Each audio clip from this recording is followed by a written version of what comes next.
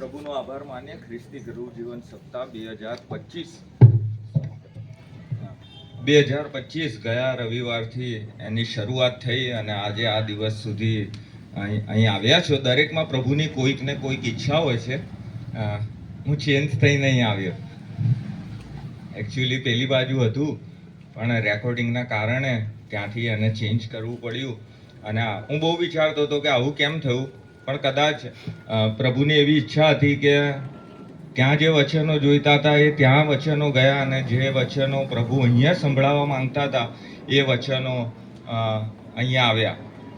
આભાર માનું છું મહિલા સંગતનો, પાળક સાહેબનો અને આપ સર્વનો કે મારી પર ભરોસો રાખીને આ ઉત્તમ તક મને પૂરી પાડી છે. મહિલા સંગત અને પાળક સાહેબનો ખાસ આભાર માનું છું. આપ સર્વનો પણ ખાસ આભાર માનું છું. બીજી શિડ્યુલ હોય છે છતાં પણ તમે અત્યારે આ સમયે પ્રભુની આગળ હજુરમાં બેસવાને માટે આવ્યા છો. પ્રભુમાં એનો બદલો ચોક્કસ મળે છે. જે ગૃહજીવન સપ્તાહના જે મુદ્રાલેખ છે, હું તો દ્રાક્ષાવેલો છું અને તમે ડાળીઓ છો. જે મારામાં રહે છે અને હું તેનામાં રહું છું. યોહાન 15:5. અને આધાર વચન છે, તમે જઈને ફળ આપો અને તમારા ફળ કાયમ રહે, જેથી તમે મારે નામે જે કંઈ બાપની પાસે માંગો તે તમને તે આપે. યોહાન 15:16. દર વર્ષે ખ્રિસ્તી ગૃહ જીવન સપ્તાહ અને આપણે અહીંયા જોઈએ છે કે જુદી જુદી જગ્યાએ આપણે ગોઠવાઈને રહે છે. સિટી એરિયામાં પણ આવી જ રીતે જુદા જુદા ઘરોમાં એની સંગતો મળે છે. લોકો ત્યાં લાભ લે છે. જો આગળ વધવું હશે, જો સ્થાયી થવું હશે, જો ઠરીઠામ થવું હશે તો કુટુંબ જોઈશે. બરાબર. અહીંયા મારી સામે એક સ્ટ્રક્ચર છે, આ બાજુ સ્ટ્રક્ચર છે, આ બાજુ સ્ટ્રક્ચર છે. આને આપણે સાદી અને સિમ્પલ ભાષામાં આપણે બધા બહુ એવી રીતે કહે છે કે આને ઘર કહેવાય. હું જ્યારે પોસ્ટ ગ્રેજ્યુએશન કરતો હતો અને મારા જે પોસ્ટ ગ્રેજ્યુએશનના છેલ્લે મારે સબમિટ કરવાનું હતું અને મેં એમની આગળ શબ્દ વાપર્યો ઘર. એટલે એમણે મને કીધું કે આને ઘર ના કહેવાય, આને મકાન કહેવાય. દિવાલો સિમેન્ટ અને ઈંટથી બનાવવામાં આવે છે અને આ બધું રહે છે. તો આખા સ્ટ્રક્ચરને આપણે મકાન કહીએ છીએ. પણ જ્યારે એક કુટુંબ અંદર આવીને વસે છે ત્યારે એની વ્યાખ્યા બદલાય છે, એની ડેફિનેશન બદલાય છે, એનું કલેવર બદલાઈ જાય છે અને ત્યારબાદ એ મકાનની સુરતમાં રહેલું આખું સ્ટ્રક્ચર એ બને છે ઘર. જ્યારે એક કુટુંબ એમાં રહે છે ત્યારે પછી પાછું આગળ જતાં ફરી ડેફિનેશન બદલાય છે, વ્યાખ્યા બદલાય છે. એને કેટલાક વિશેષણો મળે છે, ગુડ, બેડ, એવરેજ. એટલે કે સારું, ઠીકઠાક છે અને એકદમ ખરાબ. શેના લીધે આ બધું થાય છે? તો અંદર જે વ્યક્તિઓ વસે છે, જે કુટુંબ વસે છે, જે લોકો વસે છે એના દ્વારા. એટલે જો ખ્રિસ્તી વિશ્વાસમાં આપણે આગળ ને આગળ વધવું હશે તો સૌથી પહેલાં તો આપણું જે કુટુંબ છે એને એકદમ મજબૂત પોઝિશનમાં આપણે લાવીને રાખવું પડશે. કુટુંબની શરૂઆત આપણે જોઈએ તો આપણે સિમ્પલ ભાષામાં એવો અર્થ કરીએ કે કુટુંબ એટલે શું? તો ભાઈ પતિ પત્ની, એમના બાળકો, આ કુટુંબ. આ બહુ આપણે કહીએ ને કે સંકુચિત અર્થ એનો થાય. બરાબર. થોડુંક બ્રોડ જઈએ કુટુંબમાં તો મોસાળ પક્ષ અને પિતૃપક્ષ આ બધા ભેગા થાય, આને પણ આપણે કુટુંબ કહીએ. હજુ થોડા બ્રોડ જઈએ તો આપણી આસપાસ વસતા લોકો, આને આપણે કુટુંબ કહીએ. પછી આપણો એરિયા એ પણ આપણા કુટુંબમાં આવે. પણ બહુ સંકુચિત અર્થમાં આપણે એવું માનીએ છીએ કે કુટુંબ એટલે ચાર દિવાલની વચ્ચે એક સાથે રહેનાર લોકો, એટલે એને આપણે કુટુંબ કહીએ છીએ. અને જો વિસ્તૃત અર્થમાં જોઈએ તો આખી દુનિયા આપણું કુટુંબ છે. અને જો આપણે કુટુંબ તરીકે બધા રહીએ તો લગભગ હું માનું છું દુનિયાના 80%, 90% કે 99% પ્રશ્નોનું સોલ્યુશન એ ત્યાં જ આવી જાય. તો ભાઈ કુટુંબને સ્થાયી કરવા માટે કેટલાક 4 કે 5 પોઈન્ટ છે જે જનરલાઇઝ આપણે જોઈશું. કે સૌથી પહેલાં તો કુટુંબમાં જે શાંતિ જોઈએ છે. બરાબર. આજનો મારો વિષય છે કુટુંબમાં શાંતિ. તો ભાઈ શાંતિ કુટુંબમાં ક્યાંથી આવે? તો એનો બેઝ શું છે, અથવા તો એના ફાઉન્ડેશનમાં શું છે, અથવા તો એના મૂળમાં શું છે? તો સૌથી એનું જો મૂળ હોય તો એ છે પ્રેમ.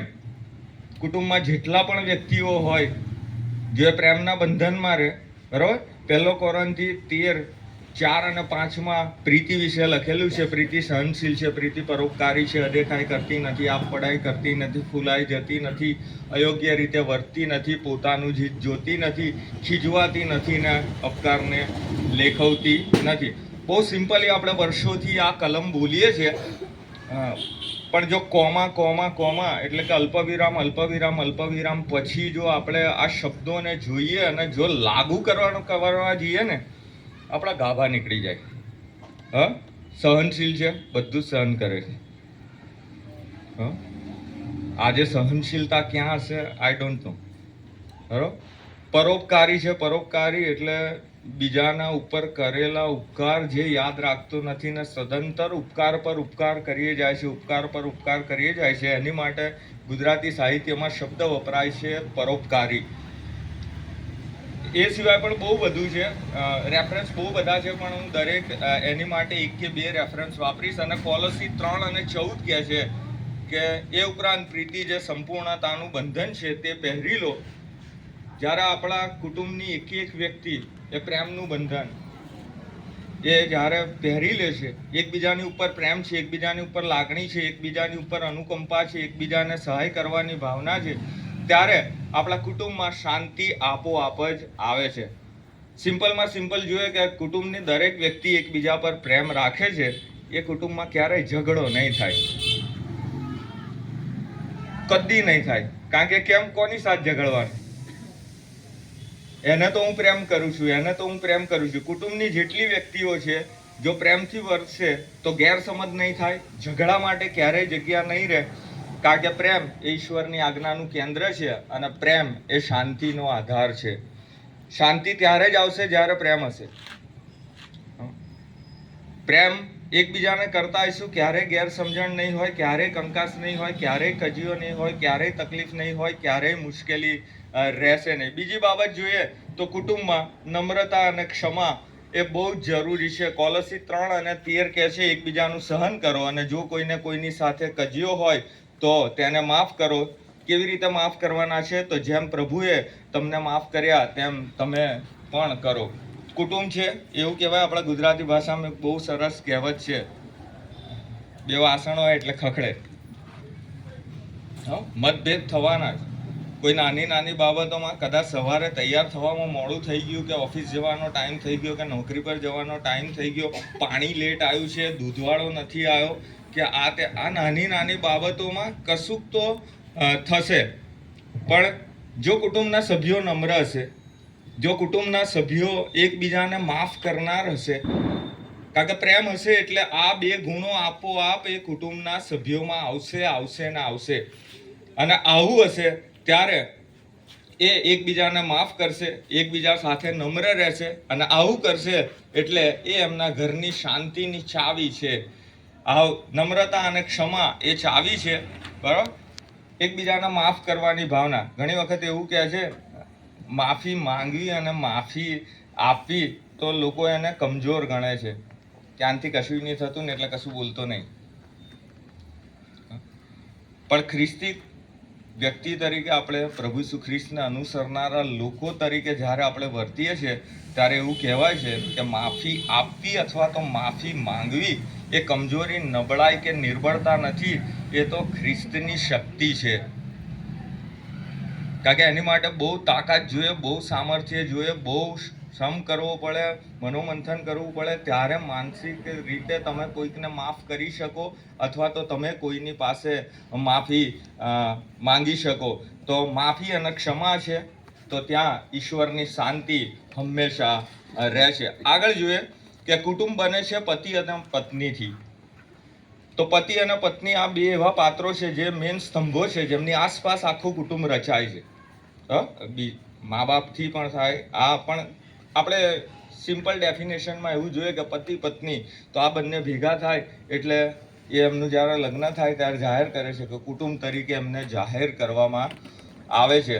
તો પતિ અને પત્ની તો આ બંનેની વચ્ચે જે મેં ઉપરના 3 ગુણો કીધા, પ્રેમ, ક્ષમા, માફી અને નમ્રતા, તો આ ગુણો જો આપણામાં ખ્રિસ્તી કુટુંબ તરીકે આપણામાં હોય તો લગભગ આપણા કુટુંબમાં શાંતિ, જે કૌટુંબિક શાંતિની વાત કરીએ છીએ, એ ટકી રહે છે. એફએસી 5:25 પતિઓ માટે આજ્ઞા છે. એફએસી 5:33 પત્નીઓએ શું કરવાનું એનું છે. એફએસી 5:25 પતિઓ જેમ ખ્રિસ્તે મંડળી પર પ્રેમ રાખ્યો અને તેની ખાતર પોતાનું સ્વાર્પણ કર્યું, તેમ તમે પોતાની પત્ની પર પ્રેમ રાખો. અને એવી ને 5:33 સ્ત્રીઓને કીધું છે કે સ્ત્રીઓ તમે પોતાના પતિઓનું માન રાખો. બાઇબલ પતિ અને પત્નીના સંબંધને ખ્રિસ્ત અને મંડળીની ઉપમા આપે છે કે જેમ ખ્રિસ્ત અને મંડળી છે એમ કુટુંબમાં કયા જગ્યાઓમાં પતિ અને પત્ની છે. પતિ પત્ની એકબીજાને માન આપે, બાળકો પોતાના મા બાપનો આદર કરે, અને આ બધું મળીને એક સ્વસ્થ અને શાંત ઘર બનાવે છે. એકબીજાને માન આપતા હશે, એકબીજાની લાગણીઓને સાચવતા હશે, એકબીજાની જે જરૂરિયાતો છે એ પરિપૂર્ણ કરતા હશે. ત્યારે કારણ કે કોઈ ગાડીનું એક ટાયર ખરાબ હોય, ગાડી ચાલી નહીં શકતી. જો ટુ વ્હીલર હોય તો બંને મજબૂત જોઈએ. પતિ અને પત્ની એ આ જગ્યાઓ પર છે. જો બંને વ્યવસ્થિત રીતે ચાલશે, મેં ઘણું જોયું છે, 1 લાખ પગાર હોય છે પણ ઘરમાં શાંતિ નહીં હોતી. અને મેં એવાય લોકો જોયા છે કે 8 થી 10 હજાર રૂપિયા તોય આનંદથી ચાલે છે. મર્સિડીઝમાં ની ગાડીમાં બેઠેલી કે ઔડીમાં બેઠેલી સ્ત્રીના ચહેરા પર નિરાશા દેખાય છે કે પુરુષના ચહેરા પર નિરાશા દેખાય છે. સાયકલ પર પોતાનો પતિ પેન્ડલ મારતો હોય પાછળ બેઠી હોય, એકદમ આનંદથી જતી હોય છે. એકબીજાની લાગણી સમજે છે, એકબીજાને પ્રેમ કરે છે, એકબીજાની જે જરૂરિયાતો છે, નબળાઈઓ છે, શક્તિઓ છે, બધાની સાથે સ્વીકાર્યું છે. હવે પતિ પત્ની થઈ અને ત્યારબાદ ઈશ્વરનો એક ભરપૂર આશીર્વાદ આપણને મળ્યો છે અને એ છે બાળકોનું દાન. કુટુંબ બની ગયું છે પતિ અને પત્નીથી, અને ત્યારબાદ ઈશ્વર એની શોભામાં ઓર અભિવૃદ્ધિ કરે છે અને ઈશ્વર આપે છે બાળકો. ઈશ્વરનું આપેલું ધન છે એવું કહેવાય છે, અને ખરેખર ઈશ્વરનું આપેલું ધન છે. બહુ તડપીને બાળકો લીધા હોય ને, એમને ખબર હોય કે ભાઈ બાળક શું છે. કારણ કે બાળકો છે તો બાળકો, ત્યારબાદ પતિ પત્ની અને ત્યારબાદ બાળકો. એફએસી 6:4 કહે છે, પિતાઓ તમારા છોકરાને ચીડવો નહીં, પણ પ્રભુના શિક્ષણમાં અને બોધમાં તેઓને ઉછેરો. મા બાપ તરીકે આપણી ફરજ છે કે આપણા જે બાળકો છે, ઈશ્વરે આપણને માધ્યમ બનાવ્યા છે એમને જગતમાં લાવવાના માટે. એ આ જગત જુએ પણ એની માટે માધ્યમ આપણે બન્યા. આપણા ઘરમાં એમનો જન્મ થયો, આપણને પપ્પા અને મમ્મી કહે છે, તો આપણી ફરજમાં આવે છે કે આ બાળકોનો ઉછેર એટલો સુપબ રીતે કરવાનો કે બાળકો ખ્રિસ્તની મંડળીના આધારભૂત સ્તંભો બને, ઈશ્વરની વાતને ફેલાવનારા બને. જો પ્રભુમાં એમનો ઉછેર કરીશું તો આ છે. અને એવું કહેવાય છે કે જેની પાસે બાળકો સારા ને એ દુનિયાના સૌથી સુખી વ્યક્તિઓ, એ માતા પિતા. એવું નહીં કહેવાતું કે જેના બાળકો સારી નોકરી કરે છે અથવા તો જેના બાળકો સારું કમાય છે કે આ છે, પણ એવું કહેવાય છે કે જે માતા પિતાના બાળકો સારા, દીકરો કે દીકરી આ સારા, મા બાપને સાચવી લે છે, મા બાપને સંભાળી લે છે. કારણ કે એવું કહેવાય છે, મા બાપ આંગળી પકડીને બાળકને ચાલતા શીખવાડે અને પછી દુનિયામાં એને મોકલે, અને જ્યારે એ સાયકલ પાછી રિવર્સ થાય, મા બાપ જ્યારે ઘરડા થાય ને મા બાપથી ના ચલાતું હોય, ત્યારે એ દીકરો કે એ દીકરી એના માતા પિતાની આંગળી ઝાલીને કે એમને ટેકો આપીને કે ગમે તે રીતે એમને ચલાવે. નાના હોય, મેળો જોવા જઈએ અને કદાચ બાળકને દેખાતું નથી, બાપ શું કરશે? અહીં બેસાડશે. કદાચ તોય નહીં દેખાય ને તો હાથ ઊંચા કરી દેશે, ભલે હાથને ક્રેમ્પ પર ક્રેમ્પ પડતા હોય, અને પકડી રાખશે ને બાળકને બતાવશે. એ સાયકલ રિવર્સ થશે જ્યારે એ બાપનો હાથ નહીં ચાલતો હોય, જ્યારે એ બાપના શરીરના અંગો કામ નહીં કરતા હોય, ત્યારે એ બાળકે એ બાપને એવી જ રીતે ઊંચકવાનો છે, એ માને એવી જ રીતે ઊંચકવાની છે. પણ આવું થશે ક્યારે? જો બાળકોને આપણે પ્રભુના શિક્ષણમાં, પ્રભુના બોધમાં, પ્રભુની કાળજીમાં, પ્રભુની સંભાળમાં આ બાળકોને આપણે ઉછેર્યા હશે તો થશે. હવે આવું કુટુંબ બની ગયું છે તો પછી એક બીજી શક્તિ સક્રિય થાય છે, અને એ છે શૈતાન. એ તમને પાડી નાખવા પ્રયત્ન કરશે, તમને મુશ્કેલીઓ આપશે, તકલીફો આપશે, આમથી આમ લઈ જશે. તો ભાઈ એની સાથે રોજ લડવાનું છે, રોજ લડવાનું છે. તો આની માટે આપણી પાસે હથિયારો હોવા જોઈએ. યુદ્ધ લડવા હથિયાર વગર જવાય નહીં. તો એની માટે છે પ્રાર્થના, અને એ છે પારિવારિક પ્રાર્થના. કુટુંબ આખું બેસીને જ્યાં પ્રાર્થના કરે છે, જે ઘરમાં પ્રાર્થના થાય છે, તો ઈશ્વરનું રક્ષણ એને મળે છે. માર્કથી 18 અને 20 લખ્યું છે, જ્યાં 2 કે 3 મારે નામે એકઠા થયેલ હોય ત્યાં તેઓની વચમાં હું છું. અને આ પ્રભુ ઈસુ ખ્રિસ્તના અભય વચનો છે, જે એમણે આપી દીધા છે. અને આપણા પ્રભુના વચનો માટે એવું કહેવાય છે, દેવ માણસ નથી કે જુઠ્ઠું બોલે.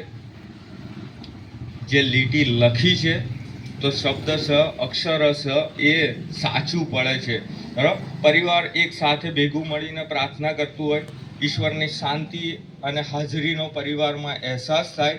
બધા જ્યારે ભેગા મળીને પ્રાર્થના કરે છે, ત્યારે એ ઘરમાં એ પ્રભુની હાજરીનો અનુભવ થાય છે.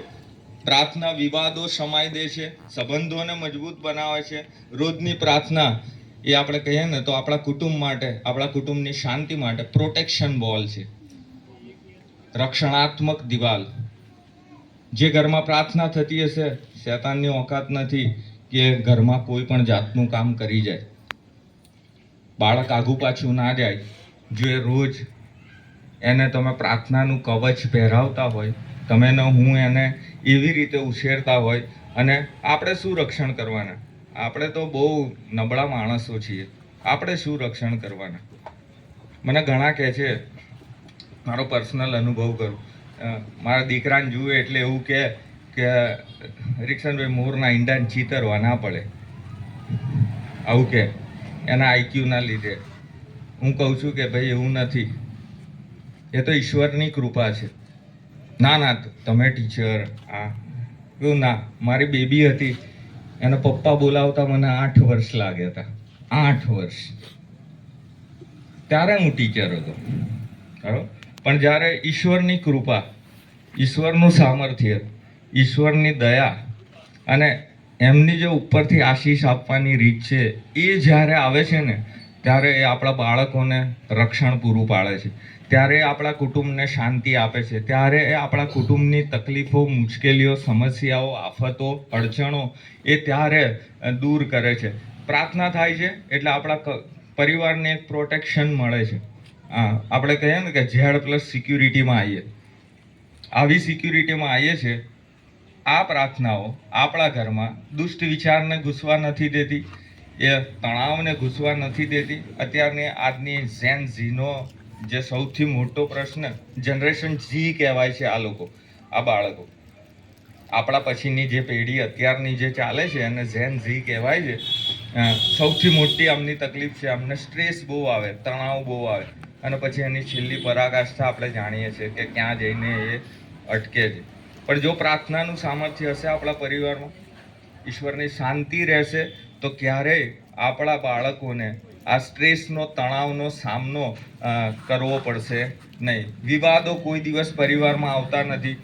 જે પરિવાર રોજ સાથે બેસીને ઈશ્વરની આગળ પોતાના ઘૂંટણો નમાવે છે, ત્યાં ઈશ્વર વસે છે. કારણ કે ઈશ્વરે એ વચન આપ્યું છે કે હું તેમની વચ્ચે હોઈશ. બાઇબલ એવું શીખવે છે કે કુટુંબમાં શાંતિ ત્યારે જ સ્થપાય કે ત્યારે જ શક્ય બને જ્યારે કુટુંબનો દરેક સભ્ય પ્રેમ અને સન્માનથી વર્તે, નમ્રતા અને ક્ષમાને સ્થાન આપે, ઈશ્વરને કેન્દ્રમાં રાખીને જીવન, ઈશ્વરની ઈચ્છા અનુસાર જીવન જીવે. ત્યારે રૂમી 15 અને 33નો આશીર્વાદ મળે છે. ત્યાં એવું લખેલું છે કે શાંતિનો દેવ તમારી સાથે રહેશે. અને જ્યારે દેવ આપણી સાથે રહે છે તો આપણા ઘરમાં શાંતિ હોય છે, કારણ કે એમને શાંતિનો દેવ, શાંતિનો સરદાર આવું કીધેલું છે. અને જો એ જ આપણી સાથે રહેતા હોય, લગભગ તકલીફ નહીં. આદમ અને હવા જ્યાં સુધી ઈશ્વર સાથે હતા, કોઈ તકલીફ નથી પડી. કેવું વૈભવી જીવન હતું કે દરરોજ ઈશ્વર સાથે આવે, ઈશ્વર સાથે ફરે, ઈશ્વરની જોડે બેસવાનું, ઈશ્વરની જોડે ચાલવાનું, ઈશ્વરની જોડે વાતો કરવાની. પણ પાપે એ સંબંધ કાપી નાખ્યો. છતાં પણ પ્રભુ ઈસુ ખ્રિસ્તે એવું કીધું છે, અને પ્રભુ ઈસુ ખ્રિસ્તના વચનો એવું કહે છે કે જો આપણે આ રીતે જીવન જીવીએ તો શાંતિનો દેવ આપણી સાથે રહે છે. હવે આપણા કુટુંબની વાત થઈ, આપણા કુટુંબમાં શું શું કરવાનું એવી રીતની વાત થઈ. પણ ભાઈ આવી રીતે જીવવાના માટે આપણે કેટલાક નિયમો અનુસરવા પડશે. ફિલિપી 4:2-9 જે વચનો વાંચવામાં આવ્યા એમાં કેટલું નાનું આપણને શીખવે છે કે ભાઈ કઈ રીતે આપણે એ થાય. ફિલિપીને જે પત્ર છે પાઉલ પ્રેરિતનો એની 2 અને 3 કલમ હું વાંચીશ તમારી માટે, અને પછી આપણે એક પછી એક એના સ્ટેપ બાય સ્ટેપ જોતા જઈશું. હું યુવતિયાને વિનંતી કરું છું તથા સંતુખેને વિનંતી કરું છું, તેઓ બંને પ્રભુમાં એક ચિત્તની થાય. વળી મારા ખરા જોડીદાર, હું તને વિનંતી કરું છું કે તું એ બાઈઓની સહાય કરજે, કારણ કે તેઓએ મારી સાથે ક્લેમેન્ટની સાથે તથા મારા બીજા સહાયકારીઓ જેઓના નામ જીવનના પુસ્તકમાં છે તેઓની સાથે સુવાર્તા પ્રચારમાં ઘણો પ્રયાસ કર્યો છે. અહીંયા પાઉલ 2 બહેનોને કહે છે, યુવેદિયા અને સંતુખે, એમને કહે છે કે તમે પ્રભુમાં એકમતના થજો.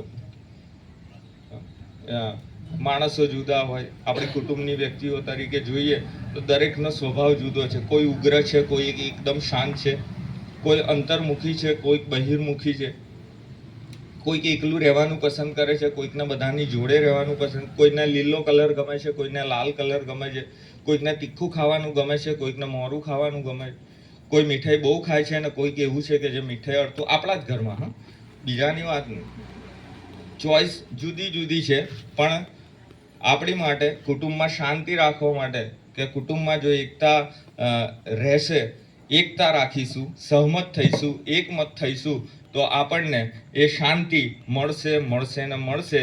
કારણ કે શાંતિનું પહેલું જ પગથિયું છે. કુટુંબમાં જો શાંતિ જોઈતી હોય તો ફર્સ્ટ સ્ટેપ છે એનું કે એકતા અને ક્ષમા. પરિવારની કોઈ પણ વ્યક્તિ વચ્ચે મતભેદ હોય કે ગમે તે હોય, નાની વાતોમાં થશે, ચોઈસની બાબતમાં થશે. આ નહીં પેલું લઈએ, પેલું નહીં પેલું લઈએ, અહીં નહીં અહીં જઈએ, આજે નહીં કાલે જઈશું. આ નાની બાબતો છે, પણ એક મતના થઈ જઈશું, લગભગ મતભેદોનું સ્થાન નહીં હોય. મતભેદો જ નહીં હોય, મનભેદ થવાનો પ્રશ્ન ક્યારેય નહીં આવે. મતભેદ એટલે નાની વાતમાં આપણે એકબીજાની સાથે જે ભેગું નહીં થવાતું ને એને મતભેદ કહેવાય. મનભેદ એટલે આવી ઘણી બધી બાબતો ભેગી થાય ને પછી અહીંયા ભેગું થાય ને પછી આ ને પેલું એકબીજાથી દૂર જતું રહે, આને મનભેદ કહેવાય. એટલે જો એકતા હશે કુટુંબમાં, ક્યારેય આપણે એકબીજાની સાથે મતભેદ નહીં હોય, આપણને મનભેદ હશે નહીં. યોહાન 13:34 કહે છે, હું તમને નવી આજ્ઞા આપું છું, તમે એકબીજા પર પ્રેમ રાખો, જેવો મેં તમારા પર પ્રેમ રાખ્યો તેવો પ્રેમ તમે એકબીજા પર રાખો. આ પહેલી શરત કે આપણે કુટુંબમાં એકબીજાની સાથે એકમત સાધવાનો છે, એકતામાં રહેવાનું છે. કુટુંબની એકતા હોવી જ જોઈએ. સિમ્પલમાં સિમ્પલ વાત કરું, કોઈ ઘરમાં 4 ભાઈઓ હોય અને એક ભાઈ નબળો છે,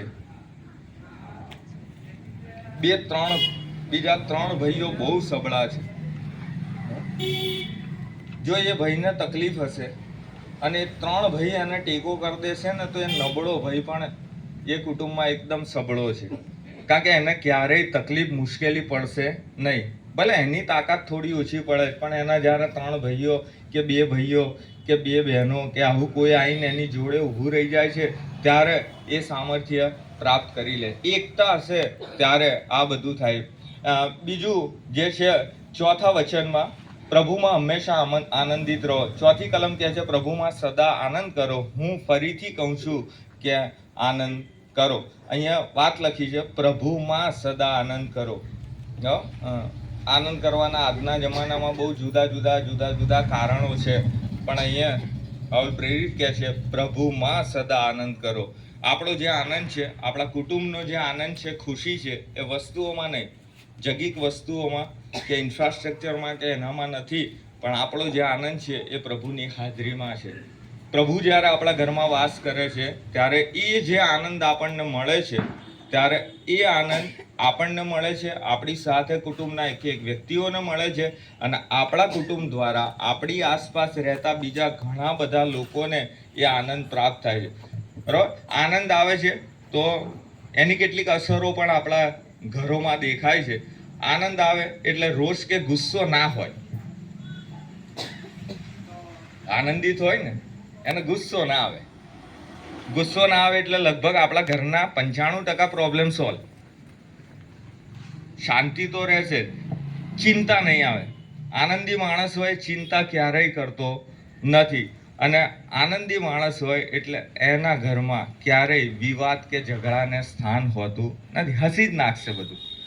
કારણ કે એનો આનંદ છે એ કંઈ દુનિયાએ મેળવેલો નથી કે ભાઈ 50,000ની વસ્તુ લાયા, 1 લાખની વસ્તુ લાયા, આટલું લાયા, પેલું લાયા, આમ કર્યું ને. એનો આનંદ પ્રભુમાં છે એટલે દરેક નાની બાબતમાં પણ આનંદ કરી શકશે. એટલે વચન 4માં કીધું છે કે પ્રભુમાં સદા આનંદ કરો. વચન 5માં એવું કહે છે, તમારી સહનશીલતા સર્વ માણસોના જાણવામાં આવે પ્રભુ પાસે છે. બહુ અઘરો શબ્દ વપરાયો છે, સહનશીલતા.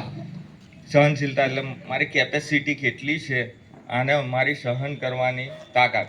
સિમ્પલમાં સિમ્પલ વે કહીએ તો એક સોય લઉં અને મારા હાથમાં ઘુસાડતો જાઉં, જ્યાં મારા મોંમાંથી નીકળી જાય, મારી સહનશીલતાની હદ આવી ગઈ.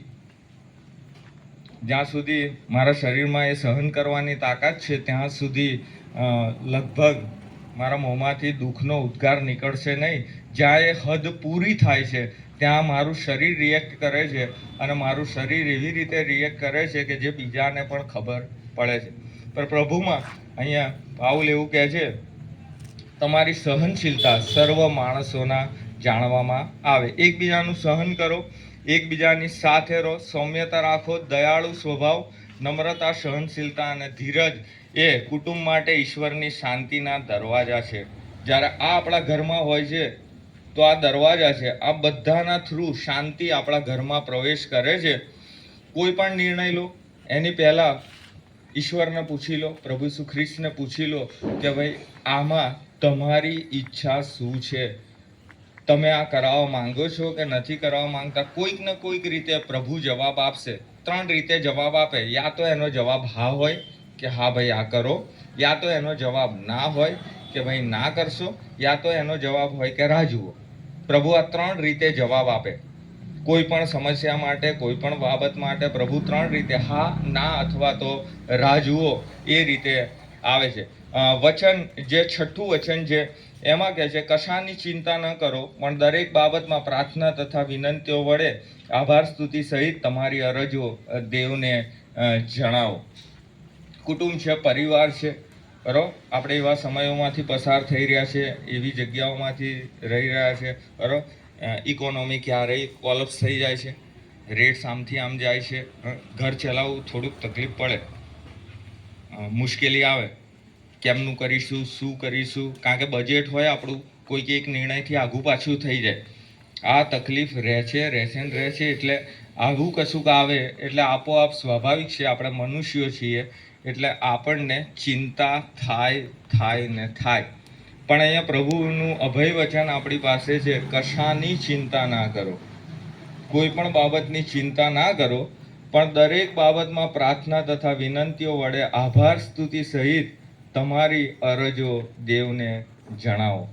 અને જ્યારે આવી રીતે આપણે આપણી ચિંતાઓ, મુશ્કેલીઓ, જે જરૂરિયાતો છે એ જ્યારે આભાર માનતા પ્રભુ ઈસુ ખ્રિસ્તને જણાવે છે, દેવને જણાવે છે, ત્યારે આપણી ચિંતાઓનો પ્રત્યુત્તર એ હામાં આપે છે, આશીર્વાદોમાં આપે છે, કૃપામાં આપે છે.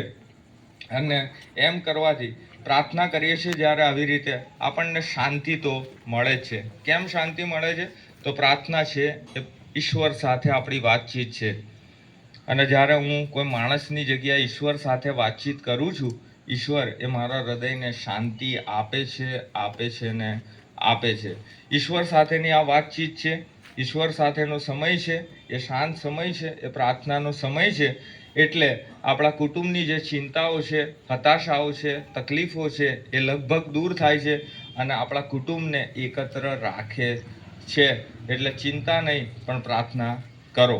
વચન 7 એવું કહે છે કે તમે ઈશ્વરની શાંતિમાં રહો, અને દેવની શાંતિ જે સર્વ સમજશક્તિની બહાર છે તે ખ્રિસ્ત ઈસુમાં તમારા હૃદયોની તથા મનોની સંભાળ રાખશે. પ્રભુ ઈસુ ખ્રિસ્ત મારફતે, ઈશ્વર મારફતે આપણને જે શાંતિ મળે છે એ શાંતિ બીજા કોઈની સમજમાં આવતી નથી. એ શાંતિ એવી છે કે જે આપણા હૃદયની સાથે સીધું એનું એટેચમેન્ટ છે. આપણા મનની સાથે સીધો વ્યવહાર કરે છે. અને આવી શાંતિ જ્યારે આપણને મળે છે ત્યારે એ બીજા નથી સમજી શકતા, પણ જે શાંતિનો અનુભવ કરે છે ત્યારે એ થાય છે. એ દ્વારા એ શાંતિ આપણા કુટુંબને મળે છે. એ કુટુંબ શાંતિમાં અને શાંતિમાં આગળ વધે છે. આશા મળે છે એમને, ધીરજ મળે છે. કોઈ પણ મુશ્કેલી હોય, તકલીફ હોય એમાં પણ પ્રભુની શાંતિ જ્યારે આપણા કુટુંબમાં, આપણા ઘરમાં, ઘરની એક એક વ્યક્તિઓ સાથે જ્યારે રહે છે ત્યારે ચોક્કસ આપણું એ ઘર એ ચિંતામાંથી મુક્ત થાય છે અને આપણું ઘર એ શાંતિનો અનુભવ કરે. આપણે બધા, હું હોય કે તમે હોય, આપણે બધાએ સ્ટ્રેસના સમયો પસાર કર્યા જ છીએ અને કરીએ જ છીએ. તણાવ ના હોય, પતિને મુશ્કેલી હોય, પત્નીને ટેન્શન આવે, બરાબર. કદાચ બાળકોને પણ જો ખબર પડી જાય તો બાળકો, તમે જુઓ એ જે કલાકો હોય છે, એ જે મિનિટો હોય છે, એ જે દિવસ હોય, આપણા ઘરનું વાતાવરણ કેટલું ખતરનાક હોય છે. આમ તણાવ તણાવ તણાવ, આપણને એવું લાગે કે અહીંયા કોઈ તાર બાંધ્યો છે ને અહીંયાથી ખેંચી રહ્યું છે, કે તકલીફ છે. ઊંઘવા જઈએ, ઊંઘ ના આવે. ખાવા બેસીએ, ખાવાનું ના ભાવે. કશું પાણી પીવા કે કશું કોલ્ડ ડ્રિંક્સ પીવા જઈએ, એનો સ્વાદ ના આવે. પણ જ્યાં જો એની જગ્યાએ આપણા ઘરમાં શાંતિ હોય ને, આપણે એક એક વસ્તુઓનો આનંદ લઈ શકીએ છીએ. પણ એની જે શરતો છે કે આપણે પ્રાર્થના અને વિનંતી સાથે, આપણી અરજો આભાર સ્તુતિ સાથે દેવને જણાવવાની છે. વચન 8 અને 9 કહે છે કે શું કરવાનું છે હજુ આગળ. તો છેવટે ભાઈઓ, જે કંઈ સત્ય, જે કંઈ સન્માન પાત્ર, જે કંઈ ન્યાય, જે કંઈ શુદ્ધ, જે કંઈ પ્રેમ પાત્ર, જે કંઈ સુકીર્તિમાન, જો કોઈ સદગુણ કે જો કોઈ પ્રશંસા હોય તો આ બાબતોનો વિચાર કરો. એટલે હવે બીજું બધું પૂરું થયું, હવે અહીંયા આવ્યું. આપણે અહીંયાથી વિચારીએ છીએ. તમે અહીંયા લિસ્ટમાં કોમા કોમા કોમા પછી જો વાંચતા જાઓ તો જે સારું સારું સારું સારું સારું સારું છે, ઈશ્વર આપણને એ જ બાબતોનો વિચાર કરવા કહે છે. નેગેટિવતા એકદમ દૂર કરી દો, નકારાત્મકતા રાખશો જ નહીં. જે સારું છે, સારા વિચારો કરો. સારું અને શુદ્ધ છે, સત્ય છે, એના જ વિચારો કરો તો લગભગ આપણને ક્યાંય તકલીફ થવાની નથી. આપણા કુટુંબની શાંતિ કોઈ કાળે જશે નહીં. કુટુંબમાં નકારાત્મક વિચારો દૂર રાખો.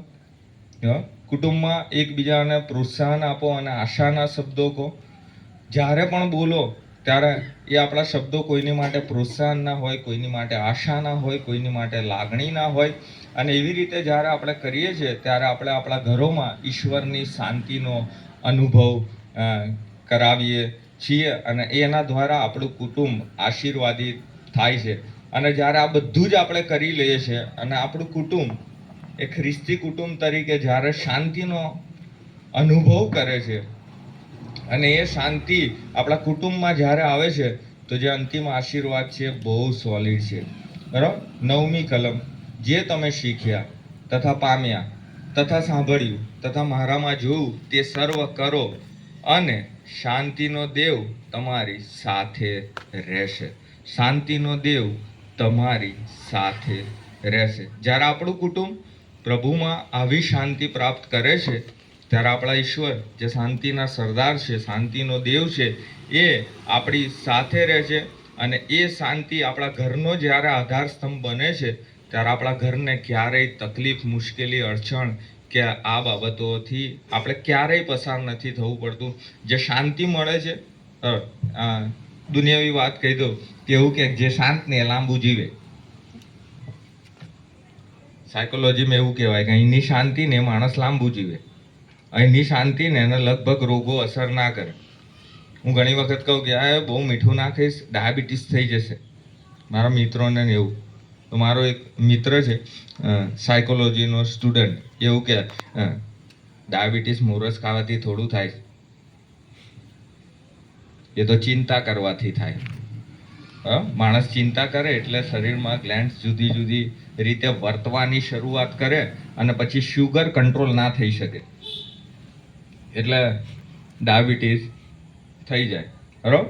પણ જો આપણે વાત કરીએ પ્રભુની શાંતિની, પ્રભુની અછતોમાં જીવતા શીખીશું, બરાબર. અછત તો રહેવા જ નહીં દે, પણ જે છે એમાં આનંદ સાથે જીવીશું, જે છે એમાં આપણે આનંદ કરીશું અને આપણું કુટુંબ, બરાબર, સદા એ શાંતિનો અનુભવ કરશે, ક્યારે એને તકલીફ નહીં પડે, ક્યારે એને મુશ્કેલી નહીં પડે.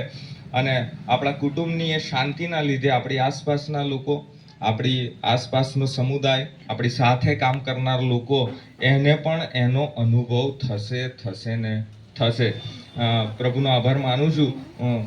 મેં લખેલું ઘણું, પણ પેલો ટાઈમિંગ સાથે મેં એક કે બે, કારણ કે મારી માટે હંમેશા એવું કહેવાય ટાઈમ બહુ લે છે, એટલે મેં ટાઈમ મુજબ એક રેફરન્સ કે ઘણું બધું છે. અને પણ થેન્ક યુ મહિલા સંગઠન અને પાળક સાહેબ, તમે આ તક મને આપી.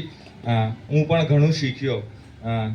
મેં એક સંદેશો તૈયાર કર્યો અને બીજા ખાસા બધા સંદેશા મને આ પેમ્ફલેટમાં મળ્યા, તો મેં એ દિશામાં પણ વિચાર કર્યો આ અઠવાડિયામાં. ને એમાં જ્યારે મને તક મળી ત્યારે ઘણું બધું શીખવા આમાંથી મળે છે. રોજ એક પોઈન્ટ લખીએ, બરાબર. આ લગભગ 6મું 7મું કાગળ છે. એક બને અને પછી કશોક નવો બતાવે એટલે ફરી પાછું એમાં ઉમેરીએ.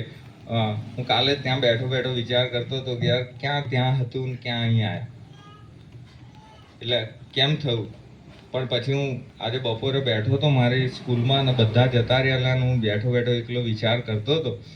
અને ત્યાં મેં આ વચનો ખોલ્યા ત્યારે એવું થયું કે પ્રભુની પાસે દરેક બાબતો માટે સમય છે. આ જગ્યા માટે હતું એટલે આને અહીંયા સેટ કર્યું છે, ત્યાં એ જગ્યા માટે હતું તો એ સેટ થાય છે. પણ પ્રભુની કૃપા અને સહાયતા, દોરવણી, સમજણ, આશીર્વાદ એ સદા આપણી સાથે રહે. અને વચનોની મારફતે પ્રભુ આપણ સર્વની સાથે વાત અને વ્યવહાર કરે, તેવી પ્રભુને અંતઃકરણની પ્રાર્થના છે. Thank you.